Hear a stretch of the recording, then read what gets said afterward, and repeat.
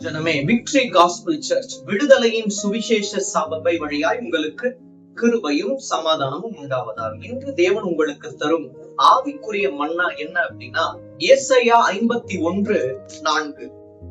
என் ஜனங்களே, எனக்கு செவி கொடுங்கள், என் ஜாதியரே என் வாக்கை கவனியுங்கள். வேதம் என்னிலிருந்து வெளிப்படும், என் பிரமாணத்தை ஜனங்களின் வெளிச்சமாக ஸ்தாபிப்பேன். இதுல 3 காரியங்கள் இருக்கு. என்னன்னா, என் ஜனங்களே எனக்கு செவி கொடுங்கள். யார் யாருக்கு நான் பண்றோம்? நம்மளுடைய செவியை சாய்த்து கொண்டிருக்கோம். அவ்வாறு நாம் இனி இருக்கக்கூடாது. தேவன் ஒருவருக்கே நாம் செவியை சாய்க்க வேண்டும். அது மட்டுமல்ல, என் ஜாதியரே என் வாக்கை கவனியுங்கள். ஒன்று, அவருக்கு செவி கொடுக்க வேண்டும். இரண்டாவது, அவருடைய வாக்குக்கு நாம் கவனம் செலுத்துவது மிகவும் முக்கியமானது.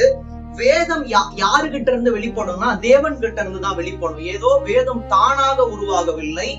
நம்முடைய பாதத்தையும் நம்மளுடைய இருதயத்தையும் சுத்தப்படுத்த தேவனில் இருந்து உண்டானதுதான் வேதம்.